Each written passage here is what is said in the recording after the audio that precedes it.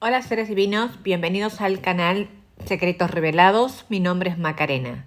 Hoy vamos a continuar con la novela de Callando la ignorancia de mi karma, capítulo número 17. El título de este capítulo se llama Clara, la gitana muerta, pero no tan muerta. Voy a hacer los comentarios al final. Cuando estaba casi rozando los 40 años, la gitana Clara volvió a aparecer en mis sueños muy sutilmente.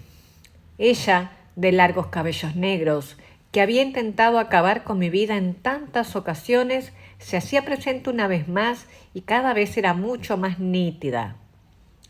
A esa edad ya me consideraba conocedora de mi lucha contra fenómenos paranormales, pero aún no lograba comprender del todo ese misterio con la gitana. Fue entonces cuando, una vez más, me fue permitido recordar una vida pasada, una que compartí con ella, cuando las dos éramos gitanas. Todo ocurrió de manera espontánea, como en las ocasiones anteriores, sin la intervención de un estado hipnótico ni nada por el estilo. Simplemente sucedió cuanto menos lo esperé. Nunca ocurrió cuando yo lo deseaba. Siempre vino del más allá como una especie de conexión o una especie de teléfono, pero que siempre era desde arriba hacia abajo.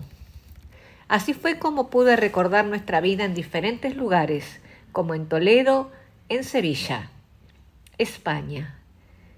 Me vi y éramos muy bellas. Eso no era posible negarlo. Ahora comprendía, en la vida presente, mi fascinación por el cabello negro y largo, y quizá por ser la única de mi familia con ese tono azulado. Fue entonces cuando la vi a ella. En pocos minutos su energía me resultó súper familiar. Fue cuando también me vi a mí misma. Y en ese estado de trance, no dormida, no pude evitar sonreír en mi cuerpo físico al ver lo que estaba viendo con los ojos del alma. Yo también era muy bonita como Clara. También usaba un vestido rojo con dorado y mientras bailábamos rodeadas de otras mujeres también muy hermosas. El lugar era raro porque no era como una ciudad ni tampoco era el campo o una playa. No estoy del todo segura. Lo que sí puedo afirmar de ese recuerdo es que se escuchaba el sonido de guitarras, castañuelas y que pude sentir el movimiento de mis caderas y de mis manos al aire. Me sentí maravillada. Mi corazón comenzó a latir muy acelerado. Y en ese baile con mi amiga Clara nos mirábamos ambas riendo. A un costado vi varios carros y camionetas. Todo era lujoso, a pesar de que por lo visto éramos unas especies de nómadas. Teníamos una habilidad adivinatoria. Me vi usando cartas o hablando con personas a las que parecía que yo misma estaba ayudando con esas artes de magia. Clara era la encargada de cobrar, mientras yo realizaba las consultas. Noté lo importante que era el oro para ambas. Nuestras joyas eran de ese material y comprendí que tenían un gran valor para nuestro grupo. Lo económico era muy importante. Yo cobraba bastante caro por mis servicios. Clara adoraba eso y no carecíamos de absolutamente nada. Habitábamos en grandes campamentos. Vi muchas carpas y había una luz de luna. Entendía que ese no era mi presente. De igual forma resultó muy difícil separarme de esas imágenes y de esos sentimientos que embargaban el alma entera. Me sentí plena en esos momentos. De repente todo comenzó a cambiar. La gente comenzó a correr y vi cómo nos escondíamos de personas que no toleraban nuestra falta de rutina. Nos creían ladrones, vagabundos y sucios. Entonces llegó una especie de redada, donde ponían en la cárcel a los hombres y separaban a las mujeres de sus hijos. Para ellos, nuestras costumbres eran extrañas. Con Clara, mi esposo y mis 5 hijos huimos y logramos escondernos en un gran bosque por muchísimos años. Y fue ahí cuando me di cuenta de que mi esposo en aquella vida, con esos 5 hijos, era el Alejandro de mi vida presente. Y también era el Rubén de mi vida pasada. Y conocer eso me enseñó así de simple y en un segundo, milésima de segundo, de que el amor es tan simple y como quizá nada termina. También recordé cómo Clara y yo trabajábamos con maleficios. Lo pude ver. Usábamos entidades oscuras que nos servían de esclavos por alguna deuda que tenían con nosotras.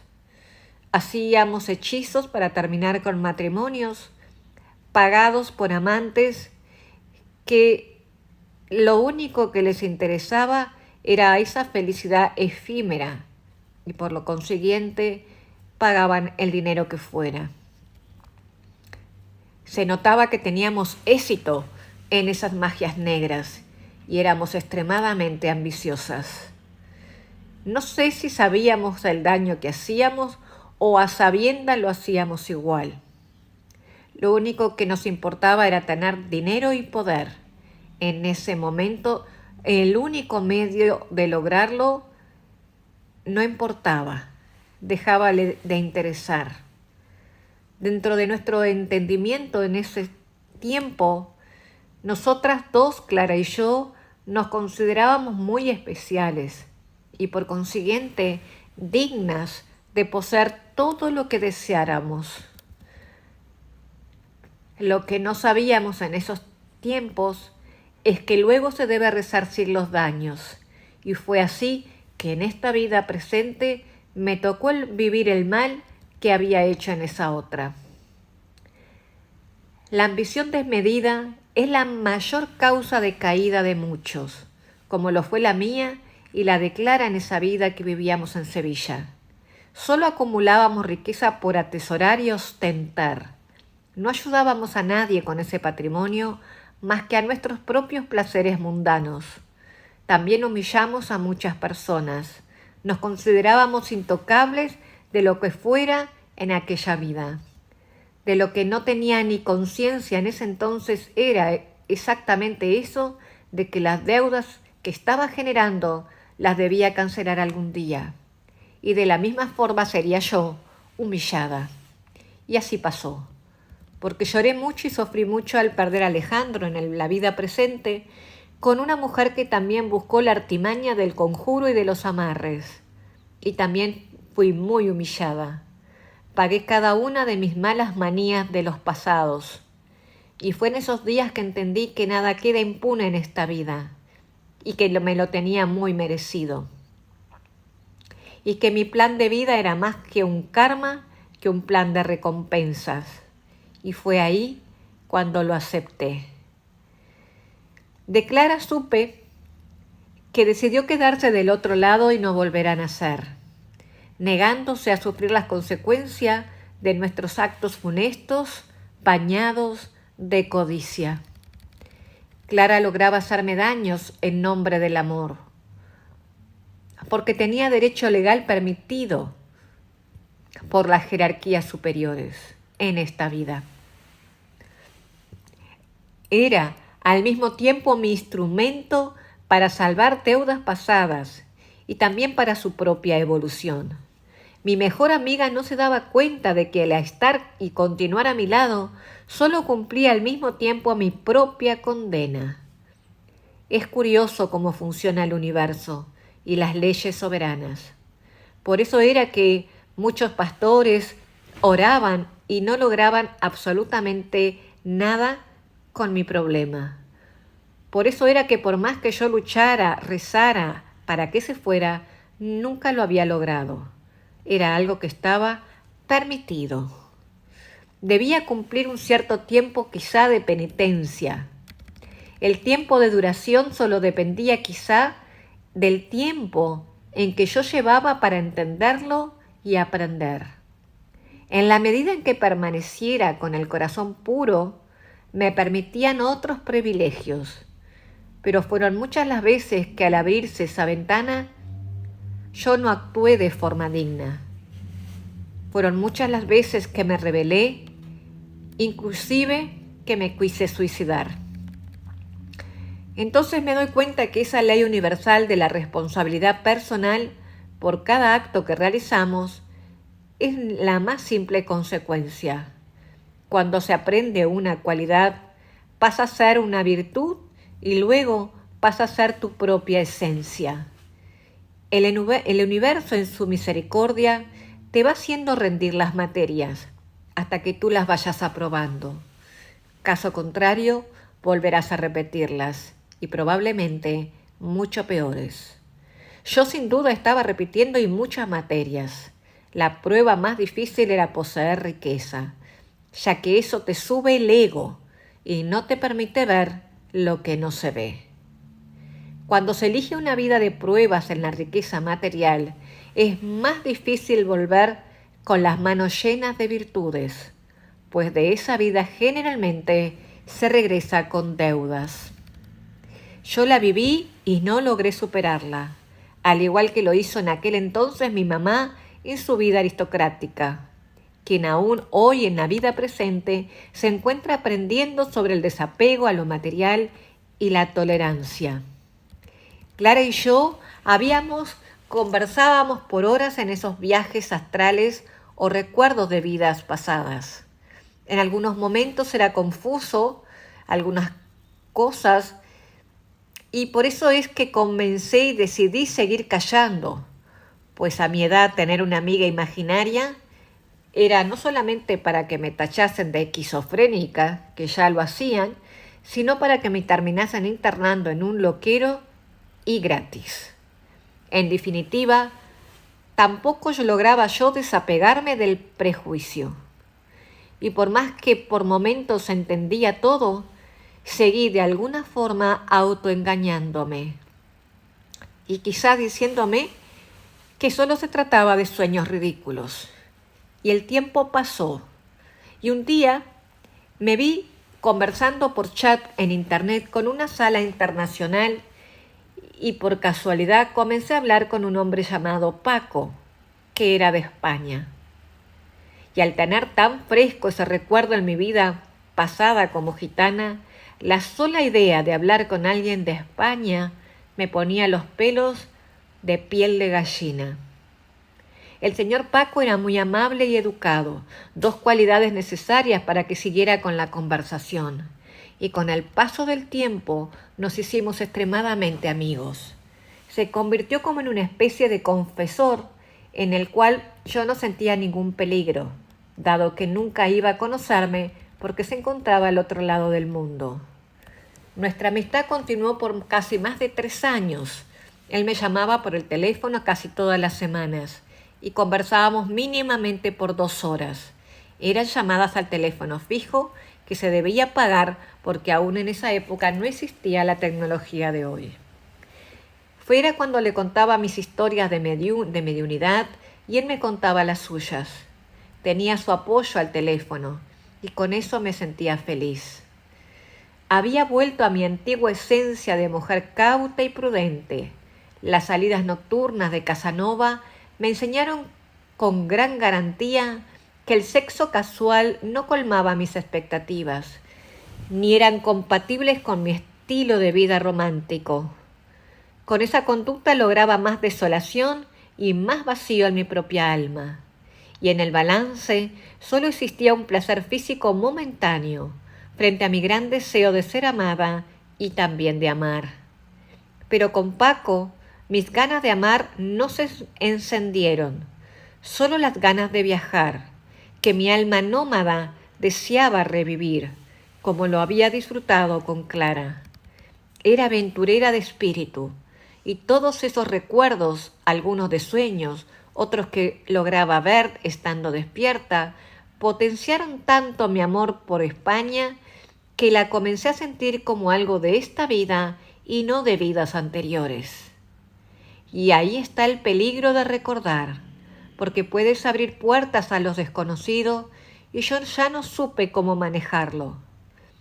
Es muy resbaladiza esa línea y muchas veces no lograba diferenciar cuál eran mi real vida y la confusión duró mucho tiempo. Y en esa época pasaba horas escuchando música flamenca, con guitarras en la computadora, lo que me llevaba a sentir una gran melancolía de las cosas de antes, de las antes. Era un sentimiento extraño, pero me gustaba sentirlo, porque el placer que tenía era tremendo. Me relajaba y comenzaba a mover mis manos al compás de la música, como una española danzando una sevillana. Paco logró con sus largas charlas afirmar ese amor que yo ya tenía por ese país y por sus costumbres. Con el tiempo y la confianza, Paco me propuso viajar, pero aún yo todavía me sentía débil y no me consideraba capaz de tomar un avión, así que rechacé por mucho tiempo su oferta. No tenía idea de los giros que el destino tenía preparado para mí en los siguientes años, donde Clara seguiría interfiriendo. Muy bien, seres divinos, por lo visto este capítulo es corto, lo voy a dejar acá porque el otro es largo, es el capítulo 18 que se llama El mensaje de Emma. Así que entonces vamos a tener unas conversaciones y les voy a contar que esta época, más o menos entre los 35 y 40 años, fue cuando yo pude recordar esta vida pasada y entender, o sea, el mayor entendimiento en esta época fue entender que realmente mi vida era un karma merecido. De igual manera no fue fácil aceptarlo, había días que lo aceptaba y había días que me rebelaba. Es que uno, como ser humano, viviendo en una vida de un mundo tridimensional, es muy complicado entender que está padeciendo un infierno en la tierra, merecido por una vida que viviste en el pasado. No se olviden, seres divinos, que yo viví en un colegio católico desde los 5 años hasta los 18. A los 20 entré en la iglesia evangélica hasta los 35, casi 40. En esta época de 37-40 yo estaba haciendo una transición de evangélica al centro espírita. Yo ya tenía conocimiento de la espiritualidad y ya estaba por casi aceptarme como medium. Estuve 4 años estudiando doctrina espírita y preparándome para poder aceptarme. Entendí entonces que Clara del Oriente, o Clara la Gitana, que en esa época todavía no era Clara del Oriente, entendía que era mi mejor amiga y que todo lo que yo había visto de niña tenía su razón lógica para ella. En aquel entonces ella no logró entender que la separación y mi decisión de volver a nacer. Las reencarnaciones pueden ser decididas por el mundo espiritual, estando en el mundo espiritual. Es como la vida misma, ¿sí? Tú tienes el libre albedrío de decir, no quiero viajar a España. Entonces no viajas, te quedas en el lugar que estás. Salvo las reencarnaciones compulsorias, que son obligadas por el universo y no te dan opción a nada, que tiene muchas razones. Una, que tienes mucho que cancelar, tienes mucha karma, mucho que padecer porque hiciste sufrir a muchas personas. Y otra también es cuando tú vienes con una misión muy importante. Es como un exilio, ¿sí? Es como reencarnaciones exiliadas de otros planetas. Bueno, esto es largo de explicar. Más adelante se los cuento. Volviendo al tema de Clara, En ese entonces, en esos días, yo quiero volver solamente a este capítulo porque si no después me adelanto, seres divinos. En esos tiempos estábamos evolucionando tanto Clara del Oriente como yo como Macarena Britos en esta vida. Ambas éramos aprendices una de la otra y en diferentes tiempos del mundo, se puede decir, ¿verdad? Una estaba en el mundo espiritual y la otra encarnada en el mundo material. De igual manera, ambas aprendíamos una de la otra y éramos como una especie de equipo. En aquel entonces, eso fue lo poco que entendí. Luego continuaron las interferencias. Bueno, seres divinos, voy a parar acá porque si no voy a hacer mucho spoiler. Es un video corto de 20 minutos. Voy a seguir grabando. Espero que les gusten estas historias. Por favor, déjame las preguntas, los comentarios. No me están dejando muchas preguntas. Yo no sé si es que no lo entienden o que está tan claro que no es necesario preguntar o estoy aburriendo. De igual manera, seres divinos, les quiero decir que es una decisión tomada, la de mandar estos audios al mundo.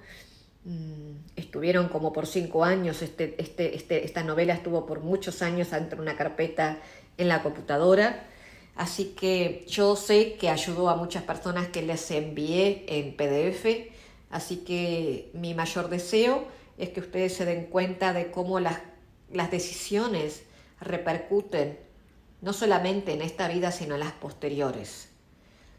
Entonces, vamos juntos a vibrar bonito, a perdonar errores, a perdonarnos también a nosotros, que eso fue otro problema, porque yo cuando pude entender no lograba perdonarme la rebeldía y por qué había demorado tanto tiempo en entender algo que estaba muy claro, por lo menos para mí.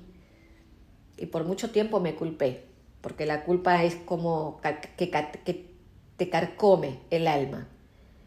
Así que todo, como se dan cuenta, es un proceso, nada ocurre de un día al otro y espero de verdad, de corazón, seres divinos, que estas historias les ayuden a ustedes a encontrar un punto para entender también las suyas propias.